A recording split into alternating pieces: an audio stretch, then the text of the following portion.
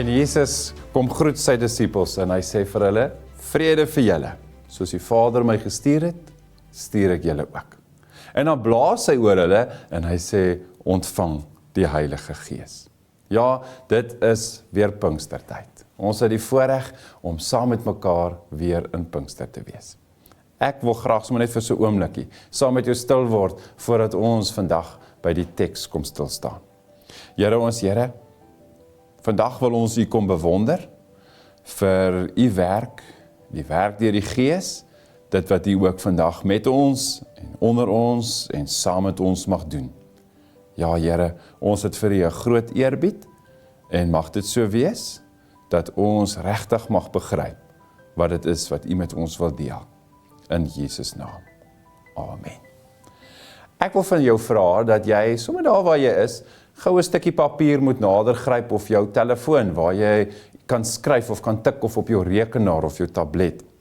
Maak 'n nota, skryf 'n definisie oor wat is regverdig. As jy vanoggend of vandag 'n definisie sou kon skryf oor wat is regverdig. Wat beteken dit vir jou? Regverdigheid. Hoe lyk dit? En dan, terwyl ek dit vir jou vra, is die tweede vraag, dink jy dat die lewe regverdig is? En hoe voel hierdie regverdigheid? Hoe behoort dit uit te speel? En hoe voel jy self as jy dalk nog nie regverdig behandel was nie? Wat was daardie ervaring? As ek dit vir jou sê, dan blaai ek na my Bybel toe en ek maak hom oop hier by Matteus 5 vers 6 en ek lees graag. Geseënd is die wat honger en dors na wat reg is, want hulle sal versadig word. Ek herhaal, geseënd is die wat honger en dors na wat reg is, want hulle sal versadig word. Waarom is dit belangrik? As ons oor regverdigheid of om reg te doen te praat, dan begin ons by, waarom is dit vir Jesus belangrik gewees om juis oor hierdie tema te praat? Spesifiek dan ook, hier in die saligsprekinge, met die bergrede. Dit was belangrik genoeg dat mense dit moes hoor. Daar's iets wat hy by hulle wou tuisbring. Wat sou dit wees? Wat sê die Bybel oor regverdigheid? En as ons vra oor wat sê die Bybel, dan moet ons begin by God se regverdigheid. En is dit iets waarna ons smag, of waarna ons verlang, of is dit, hoe verstaan ons dit? Ons blaai sommer dadelik na die Ou Testament toe. En ons sien vir 'n oomblik wat die ouens daar skryf. Ek dink aan Jesaja 61 vers 8, waar Jesaja so, dan waar die Here so uit die mond van Jesaja vir die volk kom sê, in my trou sal ek my volk gee wat ek hulle beloof het. Ek sal 'n ewige verbond met hulle sluit. Ja, reg doen, of regverdigheid, wat anders te lyk. God hou sy woord, God hou sy beloftes. Dit wat hy vir sy mense beloof, dit gee hy vir hulle. En dit bring ons by 'n geregtigheid of die reg doen wat anders lyk. Jesus self, die vervulling of die beliggaaming, nie of nie en, die beliggaaming van God se beloftes, van God wat getrou is. Ja, dink vir 'n oomblik, wat het hy vir ons kom doen? Wat het hy vir ons beteken? Hy het nie net vir ons sondes kom sterf nie, meer as dit. Hy het ons 'n nuwe identiteit kom gee. Sy kruisdood het vir ons 'n straf kom dra. Sy kruisdood het vir ons 'n prys kom betaal. Maar dit het verder gegaan. Hy het ook die dood oorwin, die opstanding. Dink aan wat dit vir ons beteken. Wat beteken dit vir ons? Op grond van my geloof in Christus, ja, op grond van my geloof in Christus, het ek en jy ook deel in hierdie regdoen of regverdigheid van God. Ja, ek is met God versoen, my sondes is vergewe, ek is skoon gewas, ek dra 'n nuwe identiteit, en ek staan onder die koninkryk van God. Dan mag ek myself vra, maar wat beteken dit? Wat beteken dit dan, as ons lees in Jesus se preek, geseënd is dies wat honger en dors na wat reg is. Geseënd is die. Dit beteken, ons moet reg doen. Hoe lyk hierdie reg doen?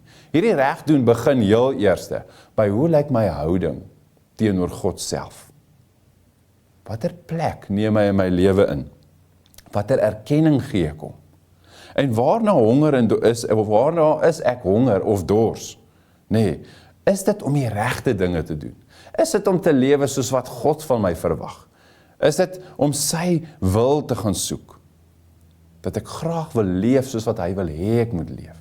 Ja, ek blaai sommer so vinnig weer, ek dink aan Lukas 10 vers 27, nee, daardie mooi gedeelte waar iemand vir Jesus 'n strikvraag wou stel. Ons sê, hoe gaan hy die ewige lewe verkry? Dan vertel Jesus vir hom hierdie mooi verhaal van die barmhartige Samaritaan, maar Jesus vra vir hom iets heel in die begin. Wat lees jy in die wet van Moses? En dan haal hierdie man 'n mooi gedeelte daaraan wat ons goed ken. Hy sê, jy moet die Here jou God lief hê met jou hele hart, met jou hele siel, met al jou krag en met jou hele verstand en jou naaste soos jouself. Wat hoor ek daar? Ek hoor die regte ding doen. Die regte ding doen ten opsigte van my verhouding met die Here, maar ook die regte ding doen ten opsigte van my verhouding met ander mense, my naaste. Om die regte ding te doen. Om die regte ding te doen, help my om ook vorentoe te kyk. In hierdie Pinkstertyd is dit dalk 'n geleentheid waar ek myself dit mag afvra. Wat is dit wat ek moet doen? Ja, ons het nou onlangs Hemelvaart gevier. Ons sê ons kyk terug en ons sê, ja, ons weet, God hou sy beloftes. Die Ou Testament getuig daarvan, die Nuwe Testament getuig daarvan. Die Hemelvaart het gebeur. Die belofte dat hy weer sal kom. Nou is die vraag, maar waarmee is ons besig terwyl ons vir hom wag? Is ons besig om die regte ding te doen? Is ons besig om met hoop in ons harte te leef en vorentoe te kyk en te sê, terwyl ons vir hom wag, gaan ons doen waarvoor hy ons geroep het en waarmee ons moet besig wees? Terwyl ek dit doen, sien ek in my hart uit na dit wat kom, 'n nuwe hemel, 'n nuwe aarde. Ja, geseënd is die. Geseënd is die wat honger en dors na wat reg is. Mag ek in hierdie Pinkstertyd dalk net opnuut weer herinner word, of dalk net weer weet, of weer besef, hoe afhanklik ek van Christus se geregtigheid is. Ja, volkome genade, sonder dat ek dit verdien, volkome genade. Al wat ek hoef te doen, is ek moet dit glo. En ek antwoord op die Here se genade, deur reg te probeer lewe. Alles wat ek is, en alles wat ek mag wees. Ja, ek kry dit nie altyd 100% reg nie. Dis 'n reis, dis 'n ontdekking. Maar Here, dis waarna ek streef.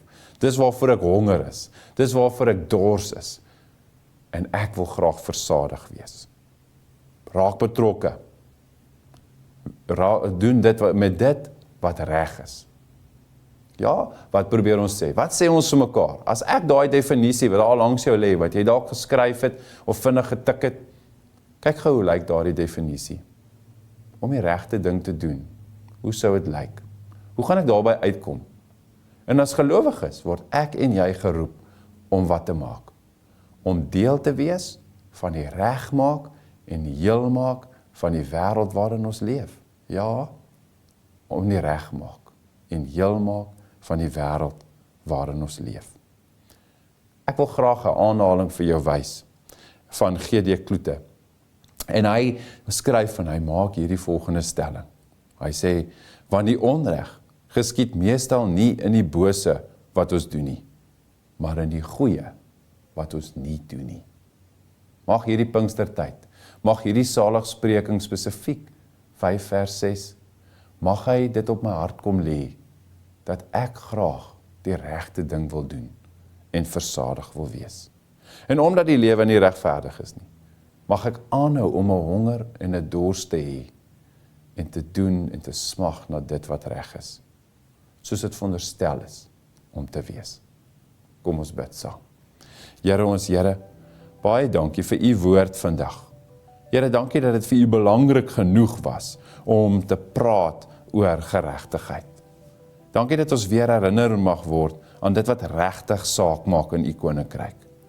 Ja, Here, dat ons versadig wil word en moet word aan dit wat blywend is. Dankie Here. Mag ek geseënd wees, omdat ek honger en dors na dit wat reg is. Amen.